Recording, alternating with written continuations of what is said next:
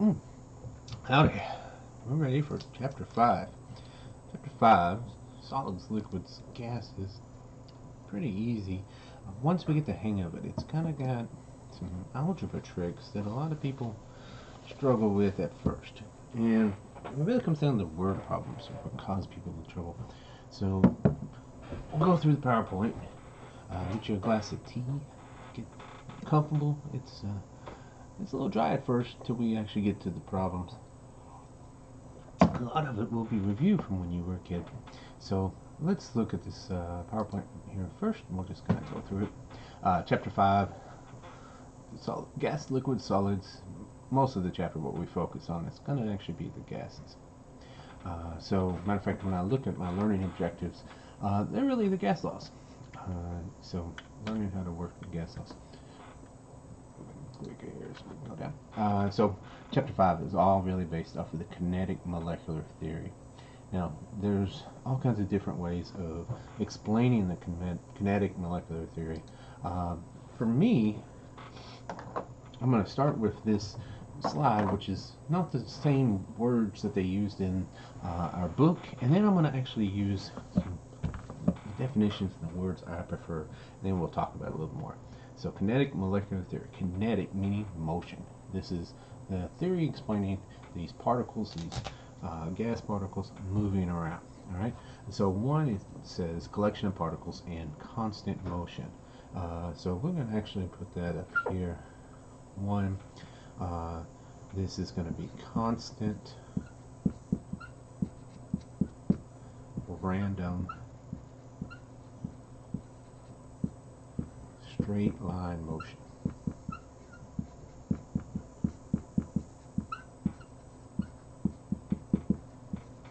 So some of those don't seem like they go together. So constant, random, and straight line motion.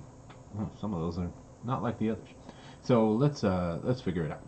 So these particles, they're moving around randomly, random speeds, random directions, and they go in a straight line until such time that they hit something.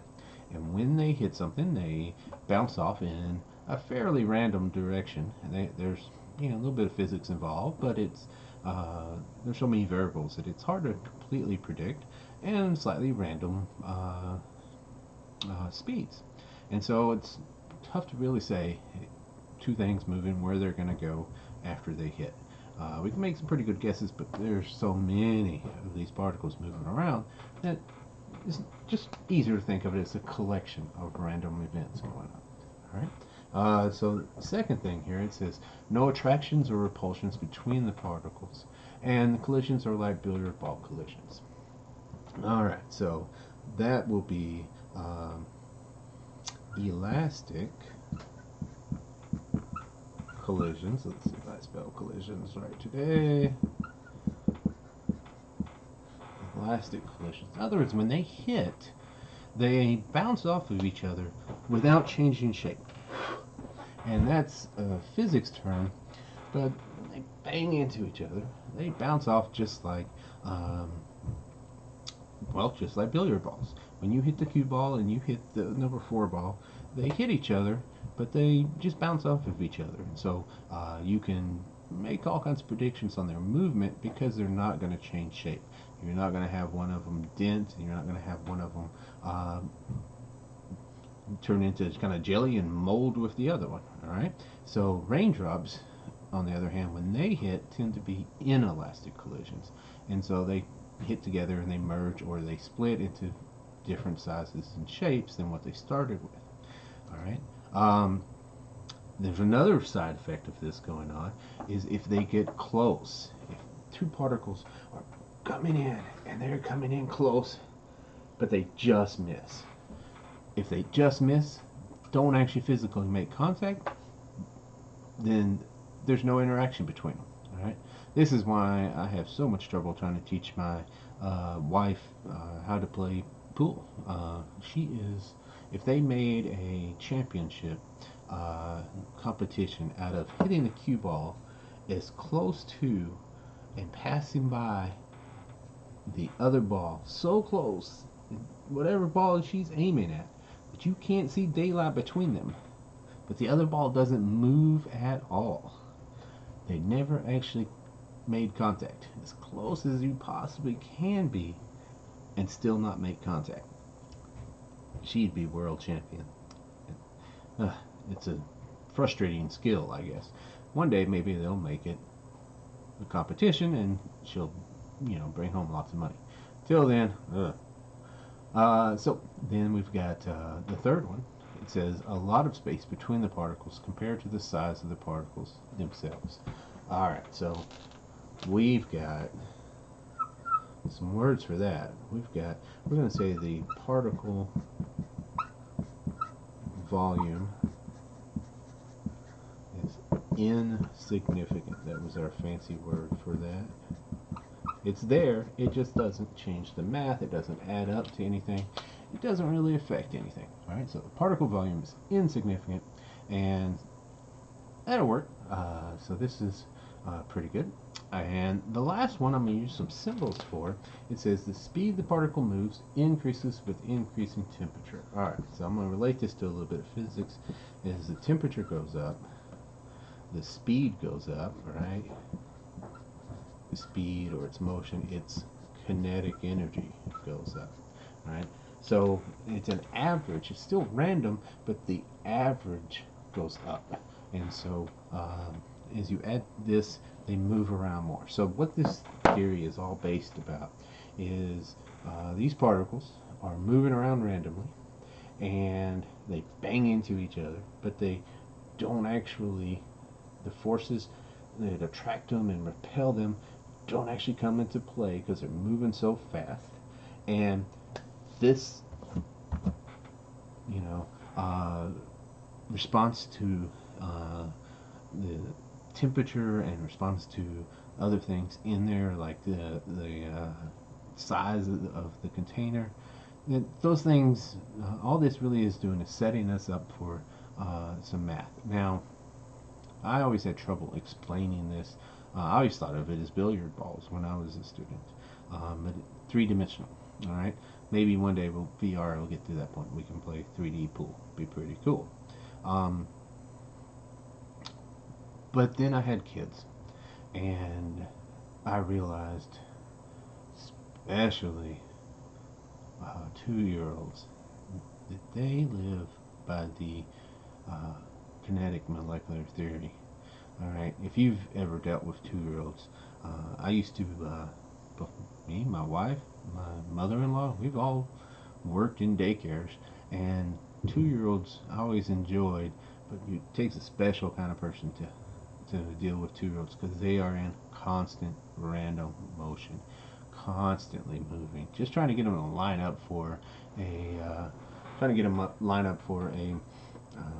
get some water. You can just imagine. It's like trying to herd cats. It's just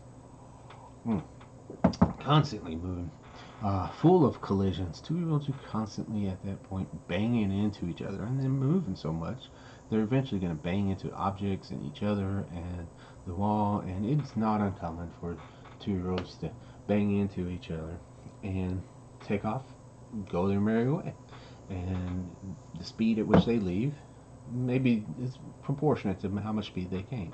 Now, what I have found is sometimes you'll hit, and they hit awful hard, and you'll have one student just, when the 2-year-old, take off really fast.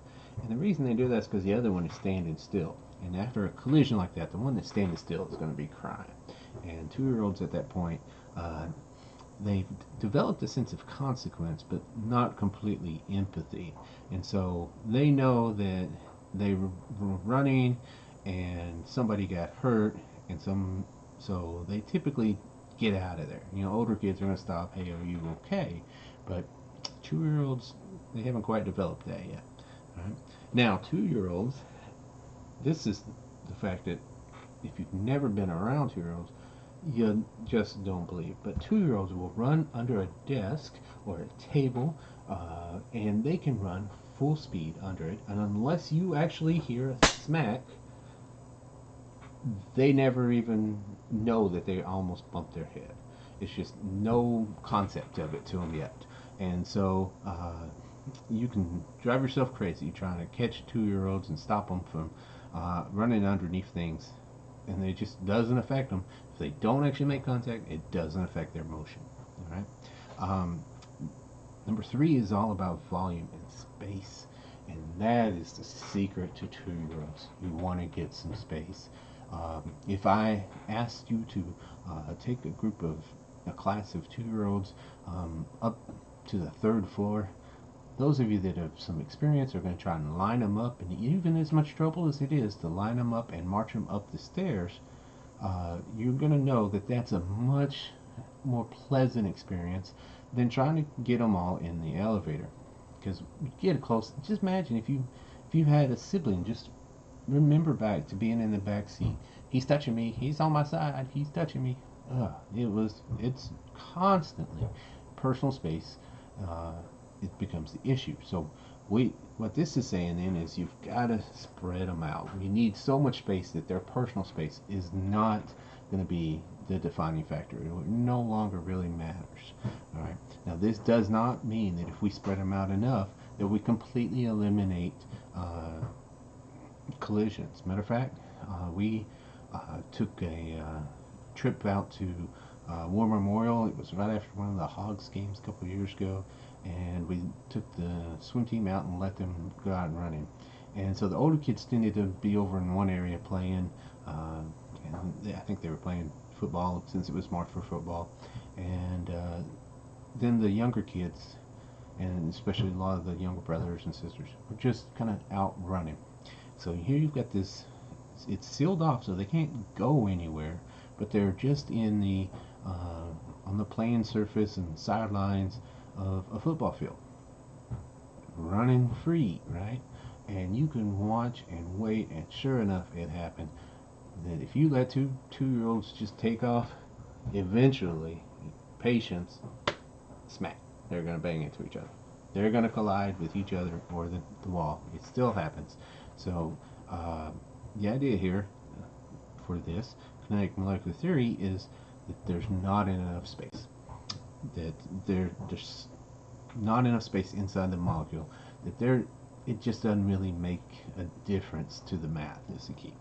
All right, now the last one gave me trouble, and I mean, as a student, it made sense to me that if you warm it up, things move more. But I couldn't explain that one. Couldn't use my 2-year-olds for it, and that was until I took my oldest son to his 2-year-old daycare, and we had our first good experience in it. And a couple months into it, my son started coming home with bite marks, and just constant, every day being bitten. And we figured out real quick who it was, but you know, after a while, I finally said, "All right, I've got to go up there. You know, what's going on?" And so I was confronting the teacher, and um, I was telling her, you know, hey, you don't. I realize, you know, that you're not allowed to tell me who he is. That you know, the kid has some privacy rights, but you don't have to tell me who the kid is because he's biting him right now. I can see him doing it. All right. It's the same kid every day, biting him every day. I don't care what his issues at home are. His issues up here are he's biting my son. And if it's the same kid every day, you maybe should keep an eye on that kid and help him out. All right, help him to learn to not bite. And so, really wasn't getting through, and started to raise my voice. And then it occurred to me, I remember that if you teach 2-year-olds, the primary requirement for that job is being able to ignore people raising their voices and yelling. Uh, your 2-year-olds do that, and your parents do that sometimes, unfortunately. So I got a group, thought about it, went home, and so then I came in the next day, and I brought in sugar cookies, and they were fresh baked. You know, you buy a roll of sugar cookies for like $1 and bake them. And so I brought them in, still warm. Opened up the container, showed them, right? Hey, look, everybody, sugar cookies. So the teacher had no way that she was gonna not give those kids sugar, and so that they were gonna get a cookie. Well, what that did was, I don't know if the uh, you know, I really don't know if it was sugar that made them hyper, or just the excitement. Hey, we got cookies. We weren't expecting cookies. We got cookies, and so the kids would run around. They got more energy. What's that do to the number of collisions? It goes up. And then for 2-year-olds, what does that do? It raised the number of tears. And that teacher had a real rough day. And I was clear when I picked up my son that, oh, you guys enjoyed the teacher. I could see her kind of hair afraid. And I said, you know, well, hey, I'm good. I'm glad you enjoyed those cookies. I'll be happy to make some more of those. Matter of fact, you know, for only about $1, I can make, you know, make some every day. Not a problem. So don't you worry. And it turned out shortly after that, my son stopped being bit. He just wasn't bit anymore. And so that's our kinetic molecular theory. We're going to be applying all this. Now, if a gas fits all of these, if it fits, hang on. My lab supervisor has decided to stop in. So, kinetic molecular theory, if a gas fits all of this, it is, let's get a different color, it is an ideal gas. It is perfect.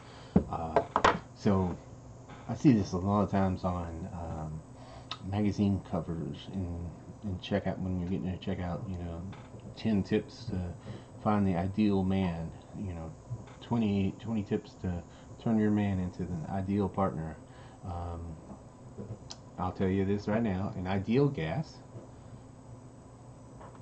fits all of these rules, and it's just like an ideal man. Everybody's got their view of what one is, but it doesn't really exist.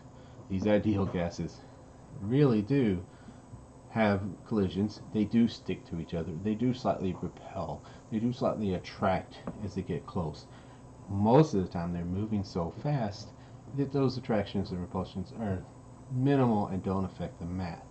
They do have a volume. Most of the time the volumes around them is so much so that their volumes just don't contribute at all to the math. All right. So when do we have to worry about things not behaving according to the kinetic molecular theory? Well, we're looking at really, really low pressures and low volumes and low temperatures. Now, sometimes high pressures will cause this too. So it's really when we get these things close, or when they are really going to be attracted to each other. All right. So for us in the lab, our everyday use, we can use the simple math of the ideal gas law. So the kinetic molecular theory helps us explain that. We're going to then move on to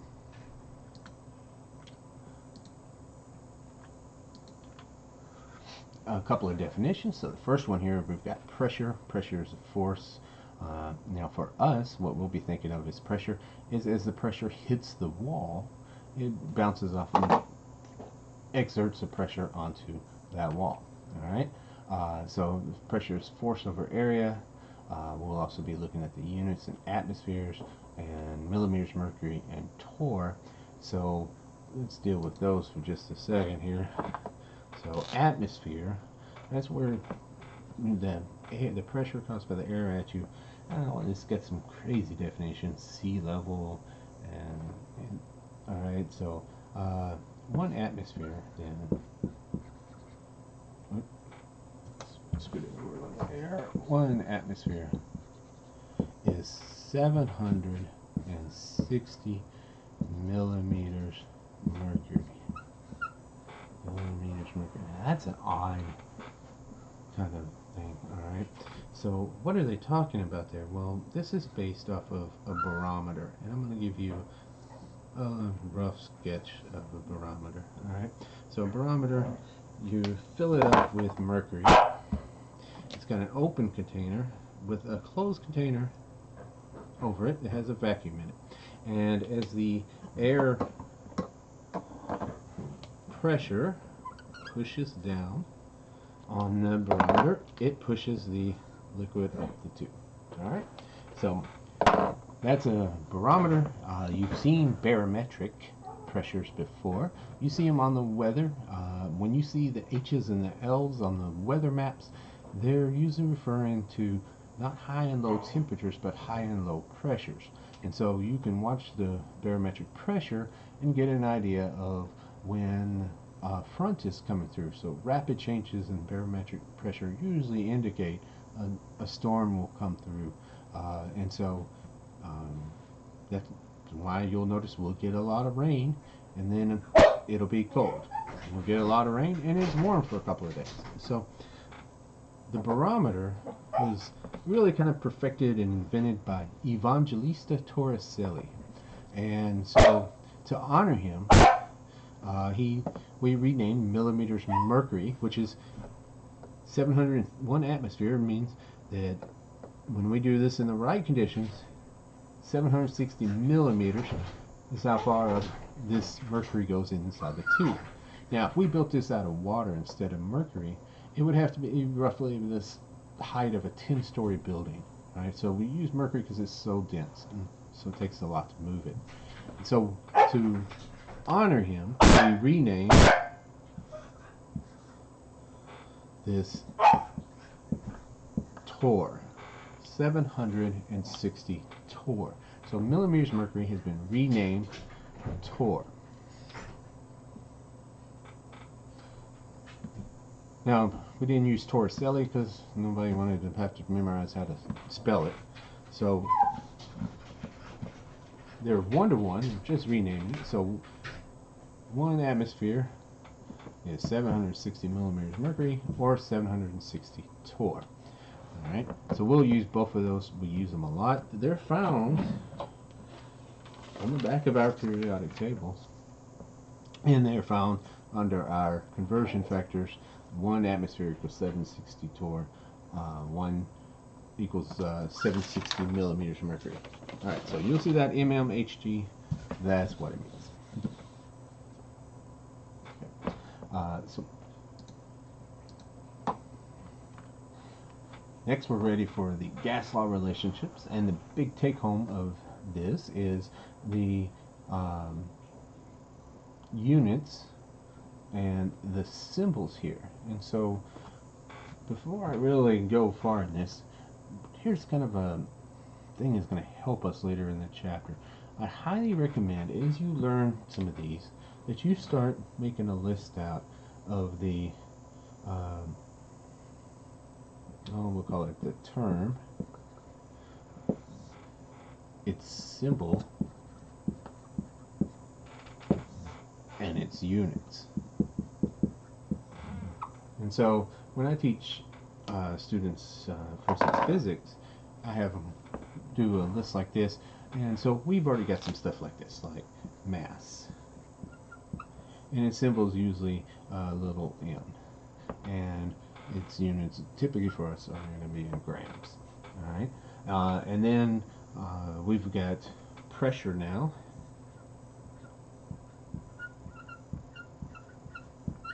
Its symbol is a capital P, and its units will be in atmospheres, or millimeters mercury, or torr. For us, we'll see that we usually prefer atmospheres. We've got temperature.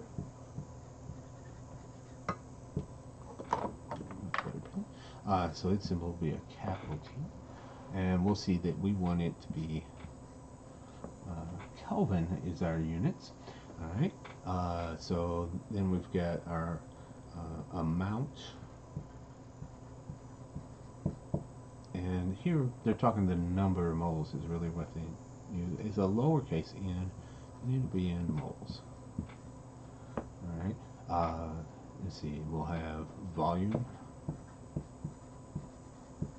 it's a capital V.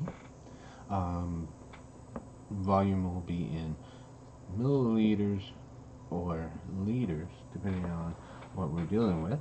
For most of these, they're going to be in liters. Alright, and so this is a nice way of breaking things down. As we go through chapter 5 and chapter 6, you'll want to add to it. So you want to get used to seeing these symbols and associating them with the units, and that'll help you keep up with which things go together, which things are involved in different equations. And if we give you an equation, you'll be able to figure out what it's talking about. So if I just were to tell you something was P1 V1 equals P2 V2, it might not mean anything to you unless you realize that it's using these symbols. This is the first pressure times the first volume is equal to the second pressure times the second volume, and that these 2's down here are just giving us subscripts, right, just to differentiate between these. All right, so looking at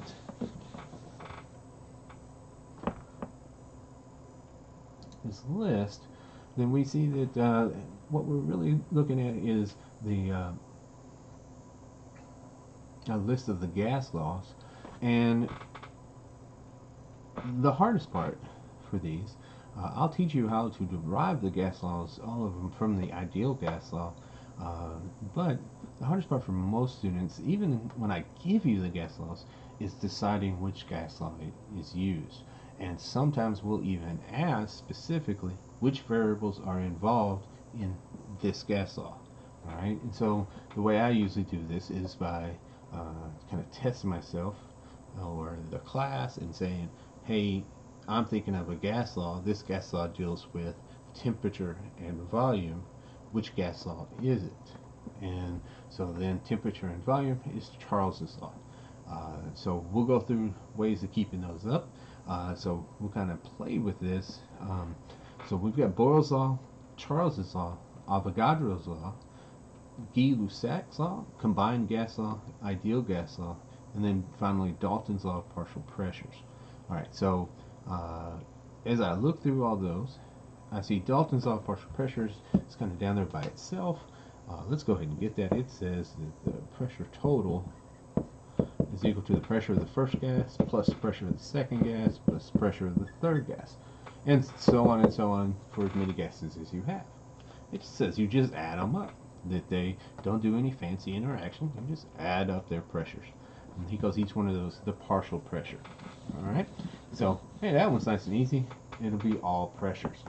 Okay, and then when I do Boyle's law, it's got pressure and volume here in these. That's what we're seeing in. Oops. Let's do Dalton's law again, where you can actually see it. All right, so he said pressure total equals pressure of the first gas plus pressure of the second gas plus pressure of the third gas, and so on for each gas that you have. So they're all pressures, and you just add them up. Nice and easy. All right, so now we've got Boyle's law, Charles's law, Avogadro's law, and Gay-Lussac's law. That when we look at these, they've got two terms each. All right, two types of variables. And so even though it's PV, it may have more than one pressure and more than one volume. So we're just interested in which out of these four, pressure, volume, temperature, and number of moles, is this gas law dealing with. All right, so for instance, Boyle's law says that for a given amount of gas at a constant temperature, the pressure is inversely proportional to the volume. What? So the pressure and the volume, but he also tells you which things are held the same. So a given amount at a constant temperature, those are telling me which things are not variables. So we're focused in just on the variables. So let's start instead with the one that has all of them. The ideal gas law, PV equals nRT. Alright, that's the only one you really have to kind of memorize. Matter of fact, I give it to you, but it's best if you go ahead and memorize this one. The R is the universal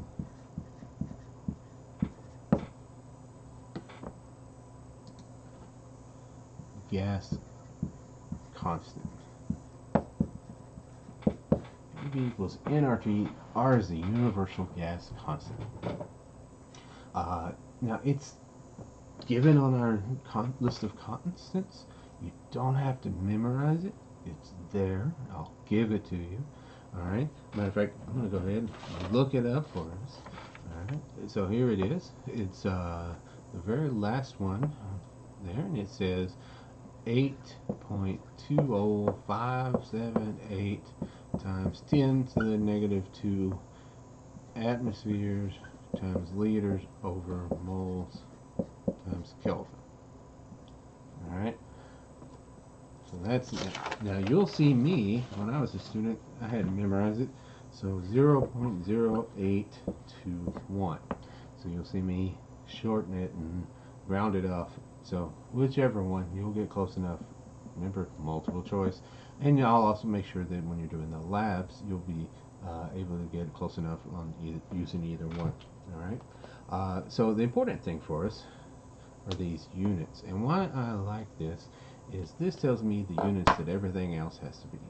So pressure has to be in atmosphere, the volume needs to be in liters, number of moles needs to be in moles. Why is that important? Sometimes they'll give you the amount in grams and you have to convert it over to moles using chapter 4. Temperature will have to be in Kelvin. They'll give it to us in Fahrenheit. We'll have to convert it using chapter 1. So this is really starting to tie things together from the other chapters, and so R is a nice place of seeing. Remember, we give it to you, so it's a nice place to get where these units are and to get an idea of what these variables are. All right, so I'm looking at this list, and the list has one that has all four, PVTM. All right, so it's got all four. It's the only one that has all four. There's one that has three, the combined gas law. It's got the only one that has three, so pressure, volume, and temperature. And so as I look at this combined law, pressure, volume, temperature, that's easy enough. Now the others have two. Now the easiest thing to measure if you're doing this in the lab is volume. The balloon got bigger, the balloon got smaller. You actually do it in a piston, and I'd pull one out. As you see the volume rise and lower of the piston, it's easy enough to calculate. And so the people that studied this originally in the lab, they were looking at volume as one of their variables. And so there's only one of them that doesn't have volume at all, and that's Guy-Lussac's law. And it's kind of a weird looking name. It's the only one that has this dash in it. So Guy-Lussac's law, pressure and temperature, doesn't have volume. It's the only one. All right. Useful law, but doesn't have volume. All right. So all the rest of them have volumes. Avogadro's law is easy enough. We're going to remember Avogadro's number. What is Avogadro's number? Well, that was 6.02 times 10 to the 23rd atoms in a molecule, or molecules in a mole. All right. And while he was learning and working on finding that number, he actually was working on his gas law, and that's what he came up with. He says, well, if you keep the temperature and you keep the pressure the same, if you increase the amount of gas, then the volume has to go up. That's easy enough. All right. So we'll go through each of these in a little more detail, but Avogadro's law, number of moles, and volume. All right. So that leaves us Boyle's law and Charles's law. We got to keep up with which one of those deals with temperature and which one deals with pressure. And so the way I always did it, I kept up with the fact that Charles is a hottie. And so that must mean Charles's law deals with temperature. And you can try saying Boyle is a hottie, but it just doesn't seem right. Now, maybe you know somebody named Boyle. I don't know if they're hot or not.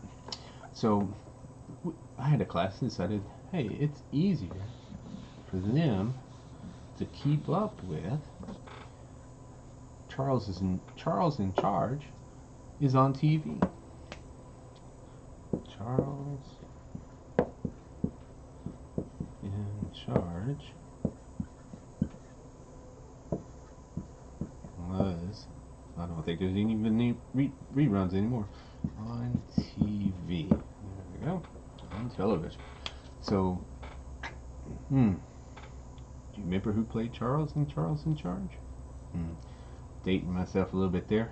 I watch mostly reruns even, but a lot of people grew up watching reruns of this, or maybe even watching it itself, and so they remember. Even if you've never seen it, uh, at least you'll know it was a show, it was on TV.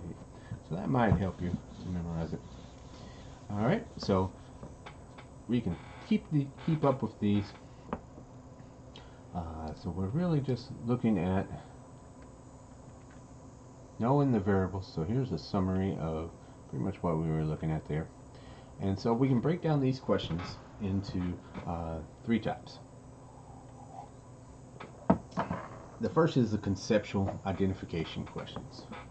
These are questions where we're going to ask you which gas law is it, and is it inverse or direct? Which variables does this gas law deal with? All right, so I might say, hey, which variables does the combined gas law deal with? Combined gas law dealt with three things. So one of them was volume, and the other two were pressure and temperature. All right. Which one had four variables? Well, the only one that has all four was the ideal gas law. So that's how that one, those kind of questions work. Not too bad, a little bit of memorization. All right. Before-after conditions, those are the majority of our questions. Now, we give you a set of conditions, and then we change those conditions and give you all of the variables but one, and you're going to find that variable. All right.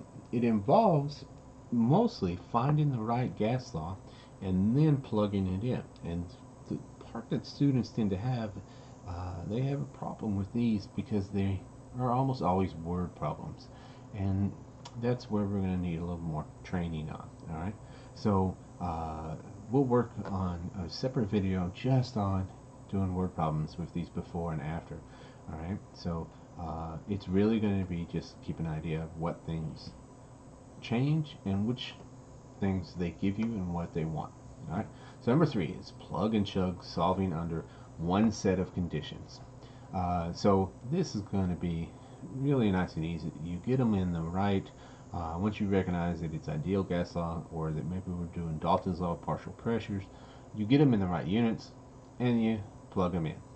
They'll give you all the variables but one. Not a problem. Those aren't too bad.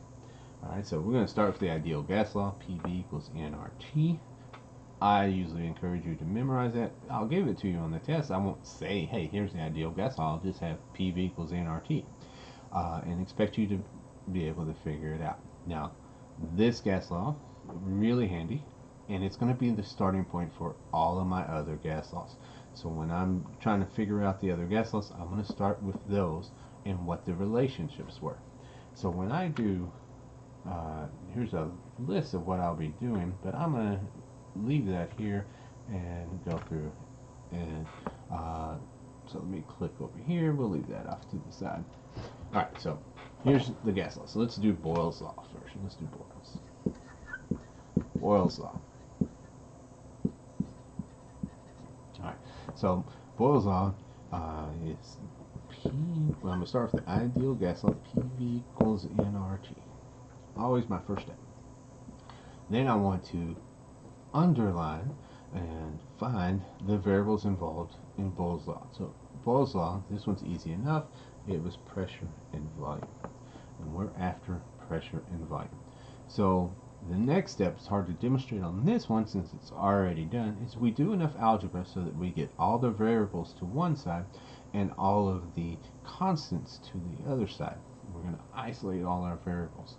Now, I like to bring everything over to the left. The book sometimes will take it to the right. Whatever works for you. All right. So I've isolated my PV. There's my variables. So this side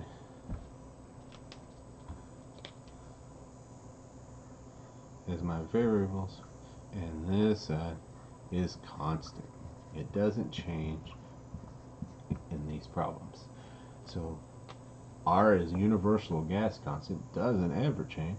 N is the amount of gas, and T is the temperature. So remember I said Boyle's law was dealing with for a given amount of gas at a constant temperature.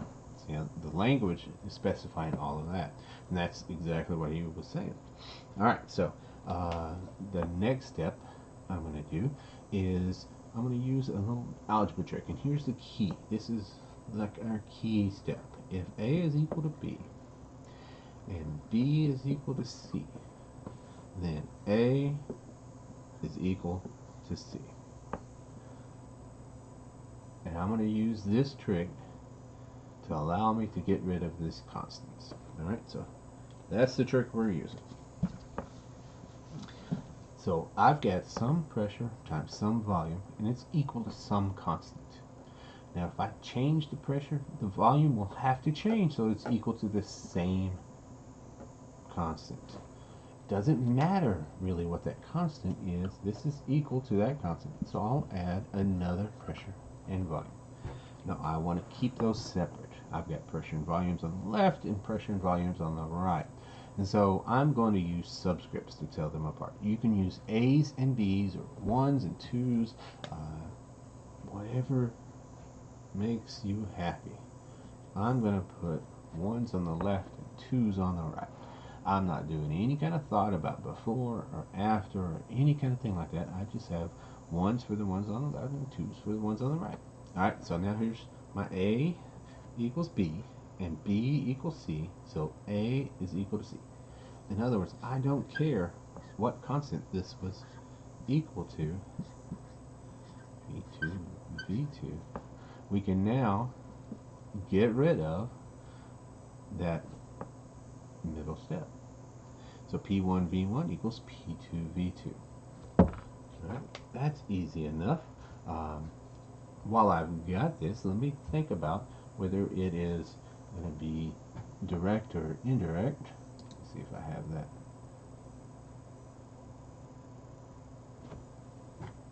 Handy here. Oh, just showing my work here. So when I look at this picture here, it shows me on slide 12, it's going to show me a picture of a curve, and there's really two kinds of curves in what they're trying to show. So this says pressure versus volume, and so there's straight line curves, and then there's curves down like this. Alright, and so if it's straight line, this is going to be a direct, and this will be an inverse. It's an indirect or inversely proportional. What do they mean? Well, if it's this one, straight line, it means that if the pressure goes up, the volume goes up. And this one says if the pressure goes up, the volume goes down. Okay? If the volume goes up, the pressure goes down. So let's figure out how to tell which one this is. Now you could sit down and memorize, oh man, this is an indirect or an inverse relationship. But I'm going to go back to my P1 V1 equals P2 V2. And we're going to just make up some numbers to put in here. I'm going to start with P1. I'm going to make that 1. And I'm going to make V1 equal to, let's make it 4. Doesn't matter.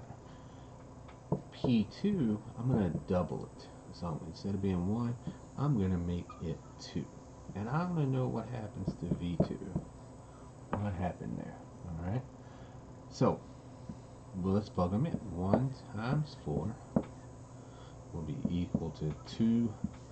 Now, you could put your V2 right there and do your algebra. Oh, we're doing algebra.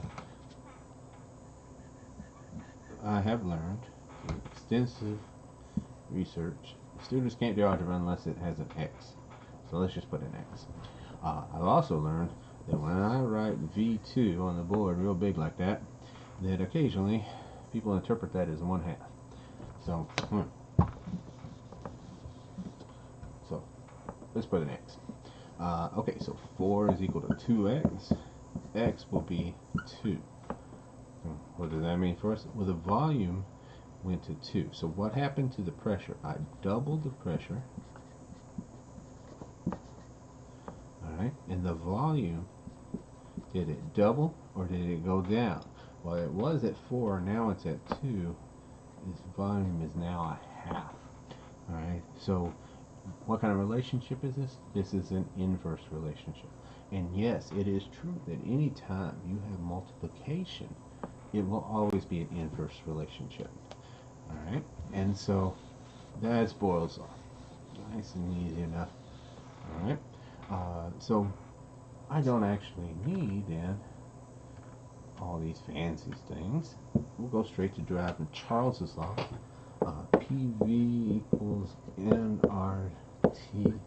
Charles's law is volume and temperature. I'm going to isolate those, so I'm going to do a bunch of algebra here, and I'll show you later it doesn't matter about that algebra. PV divided by T would be nR, and then I did V divided by T equals nR divided by P.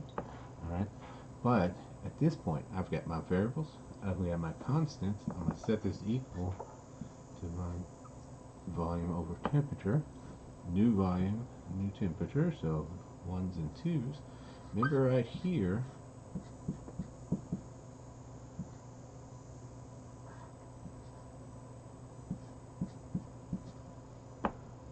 we no longer care about that constant. I didn't need to worry about the algebra there. So all I needed to know was, looking up here at the ideal gas law, I can see I've got to divide. This will be a division. Now you'll notice that sometimes in the book they'll write these as T1 over V1 equals T2 over V2. And so a lot of times when you memorize, when I was a student, I tried memorizing these, and it was a disaster. I remember getting a nice solid C on that and being glad to have it. Then the final came, I tried to memorize them again. It was real easy to forget which ones you multiply, which ones you divide. Hated it, hated it, and constantly having to struggle with it until I finally realized, hey, I could just derive them from the ideal gas law every time. And using just a little bit of algebra, you quickly learn you don't have to write all these steps. I can see I can divide it. T1 over V1, how did they get that? Well, they moved everything to the right instead of moving it to the left. It's the same as long as both the volumes are on the bottom or they're both on the top. So those two are the same. Let's get an idea of, let's put 2 over 4, and we'll make this top one 4. I want to know what happens to the bottom. I'll make a nice pretty X here. So I've doubled my volume.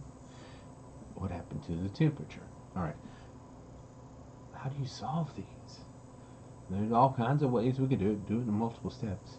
But we're going to, you remember doing cross multiplication, thing like that? Go this way, then that way.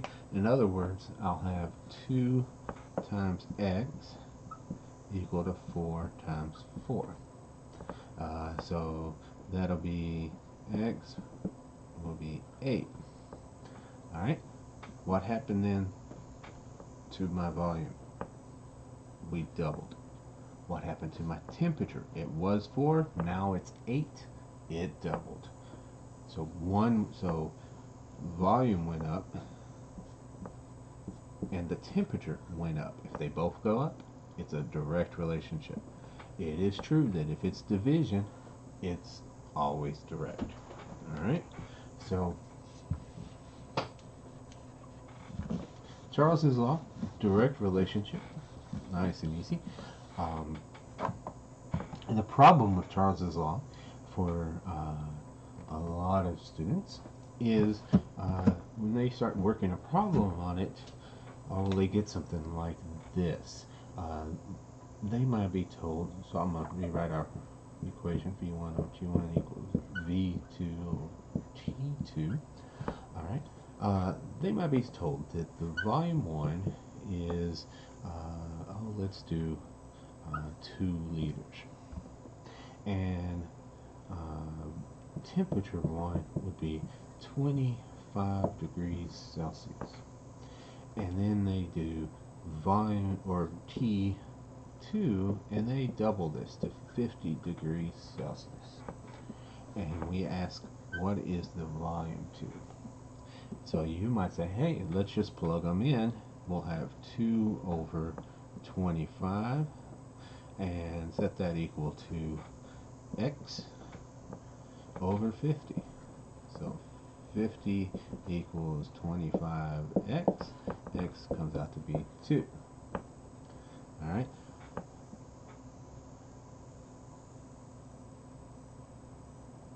Nope. Help if I can do simple multiplication. Didn't feel right at all. X comes out to be 4. 100 equals 25x. There we go. 2 times 50. So 4 liters would be our answer. And Charles did the same math. And he said, if I double the temperature, the volume should double. And he went to the lab and he did the experiment. And it went up. It didn't get reduced by half. It went up. But it sure didn't double. It wasn't close to doubling. And he said, well, this isn't right. Alright? This just doesn't look right. So he made another experiment. Did some more. Did some more. Did some more. And he kept running into the same problem. So he went and took it to publish it, and he was afraid he was going to get scooped, right? And so here he had this statement that, hey, there's a relationship between them. It's not really direct. If you double it, it doesn't necessarily double, but it still goes up. I mean, it's not really as elegant as Borel's statement of the pressure times the volume equals a constant. In other words, the pressure is inversely related to the volume. So nice, straightforward that is.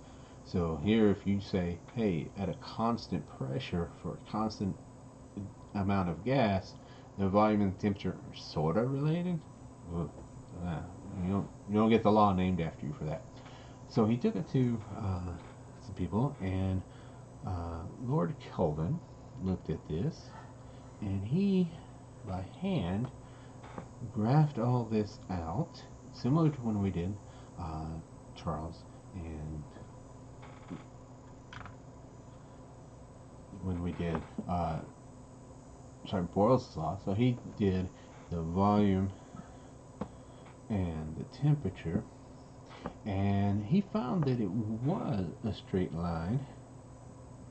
Right? It was a straight line, but it wasn't meeting at 0, 0. Right? Matter of fact, if we took this all the way on out, it met at negative 273.15. And so this fixed Charles's data. So if we come back and we play with this, we get a new set of units, and we learned that we call this Kelvin. And so let's come back and rework this problem, but putting the temperatures into Kelvin. I'll remind you that Kelvin is equal to degrees Celsius plus 273.15. Okay? Now, it's an absolute 0. We actually found the number based off of fixing Charles's data, but we have since figured out that there's more going on here, and that it's got more significance. So there's never a negative number in Kelvin. It's when the molecules stop moving. But here, we're going to take this temperature, and we're going to add 273. Oh, we're not even going to worry about the 0.15. We'll get it close enough. 298 Kelvin, and 50 plus 323. All right. 323 plus 273, sorry. Trying to work it in my head. Now, I'm going to redo this, and so 298 and 323. All right. So my math here on the bottom, over here, is now 646 is equal to 298 times x. So 646 divided by 298 will be, what are we at? About 2 sig figs here, so 2.2 liters will be my new volume. This is V2. 2.2 liters. It went up, but it didn't double. And that's what Charles was seeing in the lab. So the take home from this is, even though the units cancel out, the law itself is not true unless we're in Kelvin. And we'll find that true for all of our gas laws. They must be in Kelvin. They're written and were discovered so that they are in Kelvin. So when you do gas laws, that's one of the main mistakes people make. And you can bet on a multiple choice question that I'm going to put the answer, whatever it is, if you plug it in using Celsius. And I'll have students that miss all of those because they never learn to take it into Kelvin. Okay. And over just a little bit. There we go. Okay. So Charles's law. What's next? Avogadro's law. So Avogadro's law. He gets it in red, I guess, because it's so important. PV equals nRT, volume and number of moles. So volume divided by number of moles is equal to, who cares, which will be equal to volume divided by number of moles. Notice I don't care about the constant in the middle. RT divided by P, we don't care. 1 and 2's, we can get rid of the constant. Hey, I could have just not wrote that question mark. V1 over N1 equals V2 over N2. What kind of relationship is that? That's division. It'll be direct. Alright? So just make sure the number of moles, the N is the number of moles. Alright? Now this is one where the units work out, where if you're in milliliters on both of them, just because of the conversion between milliliters and liters, that the divided by 1,000 would cancel out on both sides. So if you have both sides in liters, you're fine. If you have both sides in milliliters, you're fine. Just don't mix and match them. Okay? So Avogadro's law, pretty straightforward. We'll do more of those when we practice some of those word problems. Gay-Lussac's law then, PV equals nRT. Gay-Lussac doesn't have volume, so pressure and temperature. So then we can see it'll be pressure divided by temperature. Ones and ones and 2 and 2's. And that's simple. That's how fast it is deriving these once you've practiced this algebra. Alright? So isolated my variables. And so now I have Gay-Lussac's law. Oh, this is a very handy one. This tells me it's a direct relationship. That means that if the temperature goes up, the pressure of the gas goes up. So if I have my tire and I don't have a leak, so I'm keeping the same amount of gas, as it warms up outside, the pressure in that tire goes up. That's why when it starts to get cold, we get our first good cold day. You'll get a lot of warning lights pop up on your car because tire pressure is low. It's not always because you have a leak. If it's a cold day, it's just because the pressure's dropped down. You fill it back up, and then when it starts to warm up, you want to check it again. Make sure you're not going to be overshooting it. Most of my tires leak long before that. So, but Gay-Lussac's law, very handy for that. Okay, let's look at combined gas law. So combined gas law, what it did was combine the the Boyle's law and Charles's law. So combined gas law, PV equals nRT, has pressure, volume, and temperature. So pressure, volume divided by temperature, volume divided by temperature. You'll notice I had to divide both sides by T to get it to the other side. So 1 and 2 and 2. Alright. Combined gas law, very easy to miss. We ask all kinds of problems on this, and the most common mistake is not taking things into Kelvin, or careless mistakes of you start reading, you start going to plug things in, and you put the temperature 2 where temperature 1 goes, and it's usually because when we get to doing this, there's two approaches. You can plug the numbers in and then do the algebra, or you can do the algebra and then plug the numbers in. Your choice. I'll do examples of both, but when people do the algebra first, this is the one they tend to plug the temperatures in the wrong place. Alright, so not too bad, though, as long as you're careful, make sure everything's always in the right units. Now, this means that there's a gas law that would handle everything to where it had number of moles and temperature and volume and pressure. And so if I solved all of those, PV divided by NT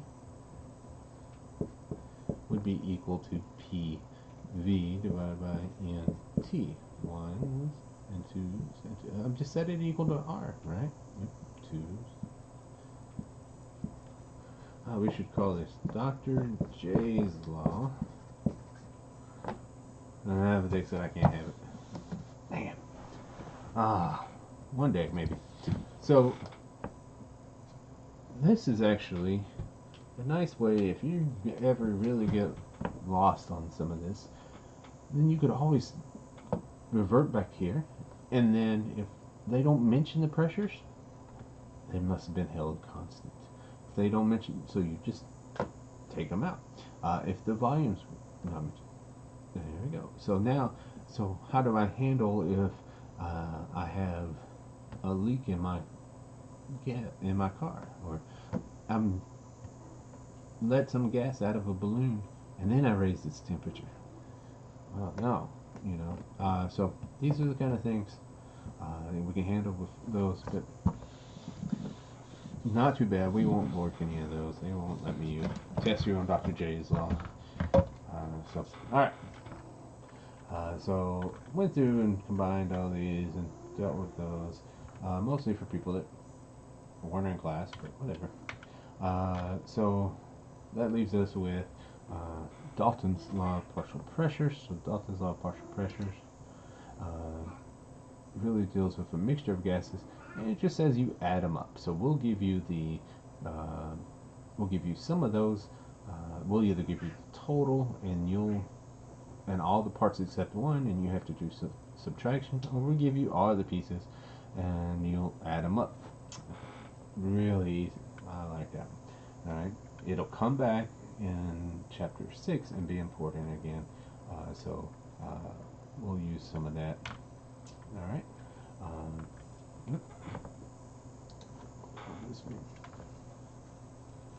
alright, so we're ready for this idea of STP. Now this comes about especially in lab because of when we go to do an experiment and we generate any gas. So if we are going to make a gas, it really comes down to we don't get the same temperature and pressure on each day. Constant changing barometric pressure and temperatures, and so it's just you don't get the same results every day from day to day. And the results I get doing an experiment here may be completely different than someone who does the same experiment, for instance, in, I don't know, Siberia. Alright, and then maybe if I send my data to a friend in Jamaica and they're having an especially long day, and then, oh man, nobody's get the same numbers. And it became a real problem trying to, even once we had the gas laws, to really compare our data to somebody else's, because you had to convert all their data to see if it matched yours. You'd have to convert theirs and convert yours.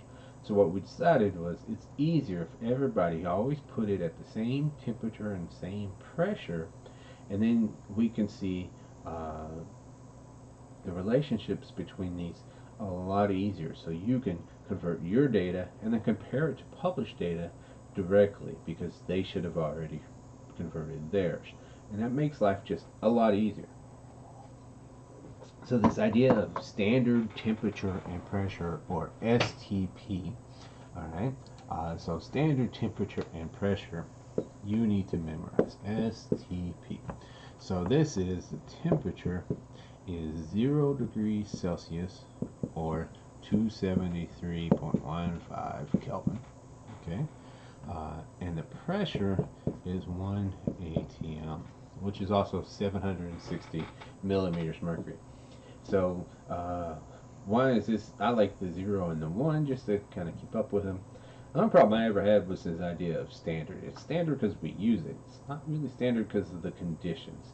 So remember, the conditions for 1 atm are roughly sea level at the equator, right? And then 0 degrees Celsius, that's where water freezes, right?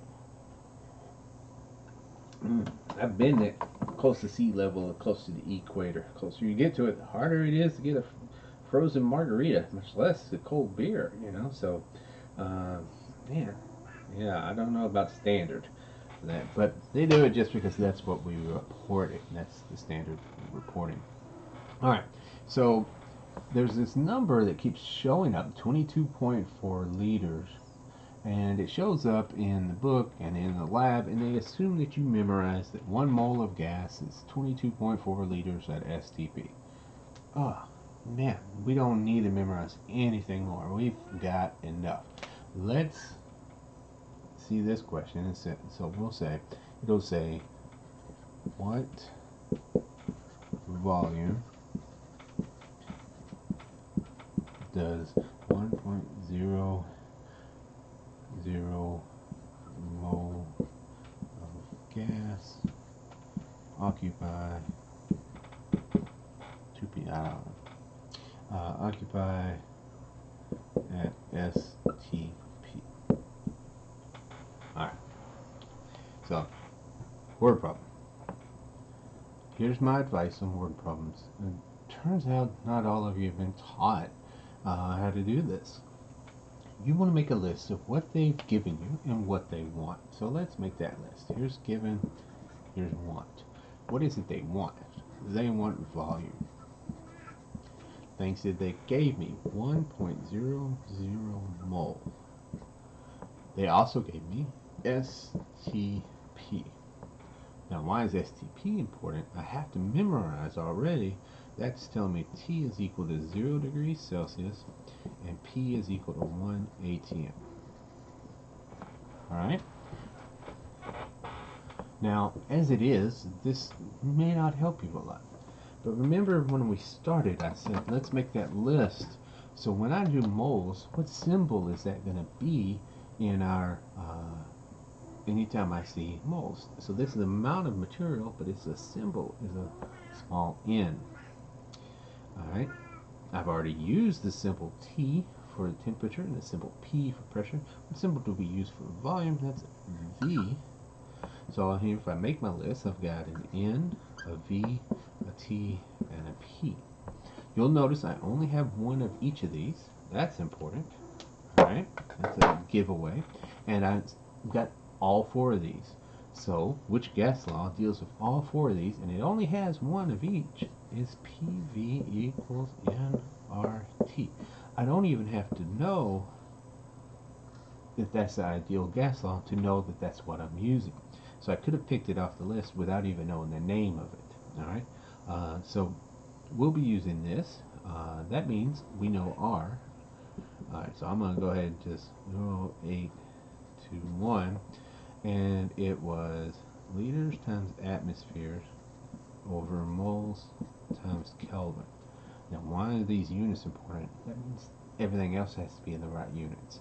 And that's the part students make mistakes on. So N needs to be in moles, that's good. Volume, we're going to get an answer in liters. Temperature needs to be in Kelvin. Alright, so this will be 273 Kelvin. We can leave off the 0.15 would be fine. In ATM here is fine. So let's go ahead and plug all this in.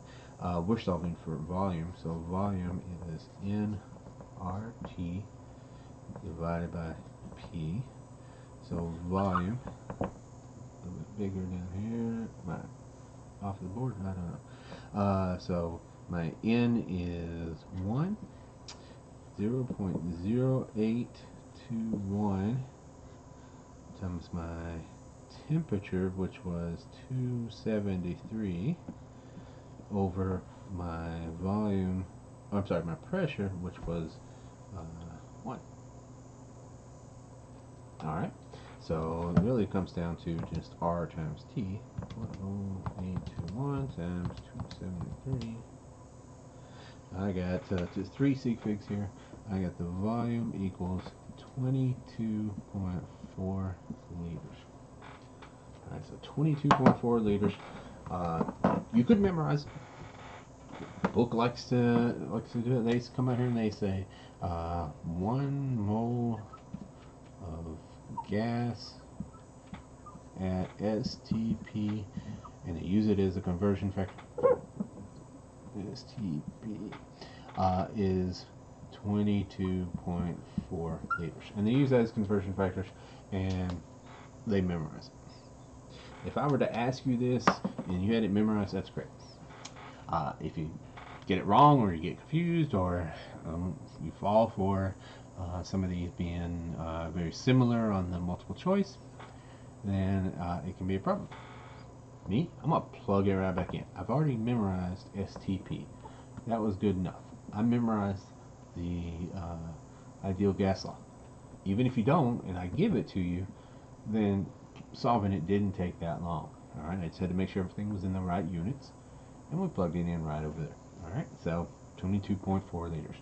What does that mean? How big is 22.4 liters? Now I go get an example, but so when you go to the beach and you decide, I'm planning it out, I'm going to go and I'm going to buy a beach ball.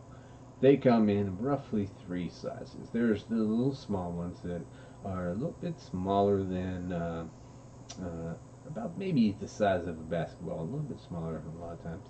Then there's something about shoulder width. Those are the medium ones. All right, and then there's some really big ones. All right, I like the big ones for sneaking in, so way out here. Those are great for trying to deflate and sneak into a concert so more people can hit it and bounce it around. Now, the medium-sized ones are about shoulder width apart. Those hold right around 22.4 liters. And it's a nice way of kind of visualizing how much is it, So you can think, oh, it's 11 2-liter Cokes, right? But it doesn't really kind of make it click in 3D for me, because I never packed up 11 2-liter Cokes. The way my kids go through Coke, I might need to. So when we're doing these, that STP, it's really just a matter of memorizing the STP, and then we can go from there. Now the rest of this involves setting up problems where we can use a balanced chemical equation, and we can start, what will happen is they can give us conditions and we can use the equation to go from moles to moles. And so this gives us another place on our roadmap, and so they can give me the pressure, the volume, and the temperature, and then that'll give me the number of moles. And so we can use all of that related to it. And so that's exactly what Avogadro was doing. When he figured out his number, he was working on his gas law. All right. So keep in mind the coefficients give the mole-to-mole relationship.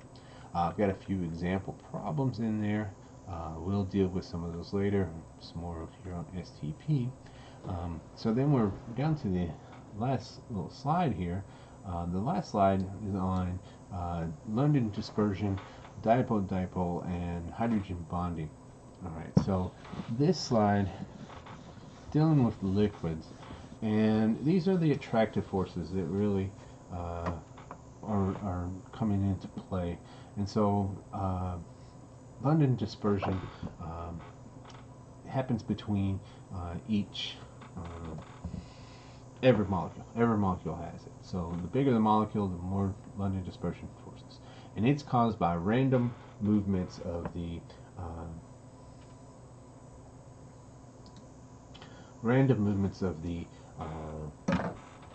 electrons around the nuclei, and as they move, you'll get just random pop-up, spontaneous little area that has more electron density than it normally would, and so now that little space. So if I have my molecule, I get a little plus pop up, and a minus, and a plus, and a minus, and then another molecule, and it's got some minuses, and they've popped up. Now that attracts, but they're gone real fast. They're gone. Now I got a plus over here and a plus over there, and now I get a plus over here, and oh, they attract, but they're gone, and it's just caused by the movements of the electrons. So they pop up all over, right? And when they pop up, it causes a general attraction between these. All right. Now, the next one, dipole. Dipole is when you have polar bonds and polar molecules. And so, when we can take a molecule, for instance, HCl, Cl is much more electronegative. It's got all these chlorines, this chlorine, it's got all these electrons around it. We can split this, and this side is our positive side, and this side is our negative. Now, it's not a formal charge. It's not where we've taken the electrons away from the hydrogen completely, although it's close, right? But it is just a polar molecule. It's a polar bond. In this particular case, it's a molecule that you can draw a line and separate the charges. All right, so this polar molecule, if I take another HCl and have it float by, you can see that the Cl will be attracted to the H, or this H might be attracted to another Cl, and we might have another one float by. And so these attractive forces, that's dipole-dipole attraction. All right, it's kind of like magnetism. Now, a special case of these is this idea of hydrogen bonding. So water is really good at this, but here's what we need for hydrogen bonding. Okay, we need an electronegative atom that has hydrogen on it, and what's best is that that electronegative atom also has lone pairs. All right, so this means that this part is slightly negative, this side is slightly positive. All right, so this negative side can attract another hydrogen somewhere else, and so these electrons are attracted to that positive charge, to that nucleus, and so they want to kind of be shared there, but they're not completely shared. They're not shared enough to really be called a covalent bond.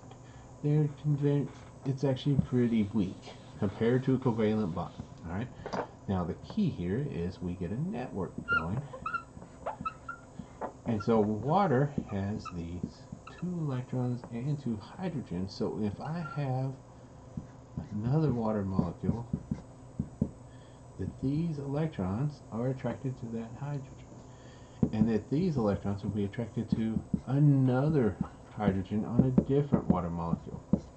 Whereas I can get electrons from another water molecule that are attracted to those, and another one over here, and it can go 3 dimensions. And so the fact that we have all these hydrogen bonds everywhere here in water is what makes it so special. Alright, so water, I'd like to tell you that it's the shape of water that's important. It's not just the fact that it's polar molecule, polar bond, its shape gives it this effect of being a polar molecule. And so water is a liquid at room temperature. Most things are not going to be liquids there that have similar masses to water. So similar masses there. So water is 18. So methane would be 16. right? Ethane gas, propane gas. That's a liquid, right? Let's see, 36 plus 8, 44. Man, way more. Carbon dioxide, 32, 48. Now, if I can do my math right, 44. Man, nowhere, their boiling points are nowhere near as high as water's. Why is water so important? All this hydrogen bonding. And our body likes to use hydrogen bonding to keep things like our large molecules in the right shapes. And so our proteins and even DNA and RNA, when we want them in anything that we want in a special location or at a special shape, hydrogen bonding is the way to go. Our body likes to do that because it can change the shapes later if it has to. It just takes a lot of energy. All right, so that takes care of chapter 5. We'll come back and hit this. Rest of chapter 5 is learning how to work these problems and working a whole bunch of these. So in the homework, so we've got some homework, and then I'll have to look, I think under lecture resources we may have some practice problems in PowerPoint there, but I'm going to work some problems probably out of the book and maybe even a couple out of the homework. We'll see a lab on this. So 2 weeks is the lab that we're going to be doing on this gas laws. It's involved one. It's a very elegant lab, which means it's got a lot of assumptions, and the math can be a little bit difficult at a time because it ties a lot of this together. So you're gonna want to do the reading on chapter 5, and you definitely want to practice the problems. And this is about word problems, so don't let yourself get discouraged. So I'll try and get out a practice video real soon, and we'll get this how to break down these word problems pretty quick. All right. Now remember, this will be on the 4th exam. So the 3rd exam's coming up. We're just waiting on a couple of labs. Give everybody plenty of time to really get it down, to nail it. So the 3rd exam's focused on chapter 3, naming, and chapter 4, all of chapter 4. So it's 1 through 4, but its emphasis is on 3 and 4. All right. So when we do this next test, we're going to have a test 3 coming up real soon, and then we do the next test. It'll be on chapters 5, probably do 5 through 8, and then we'll have 9 just show up on the final. All right, so make sure you practice chapter 5 problems. It is definitely, there's a few details that you memorize, STP, ideal gas law. You might want to be able to recognize the kinetic molecular theory, but it's not difficult. And then the rest of it's working problems, all right? And you should practice enough that when you see a problem, you have done one like it before.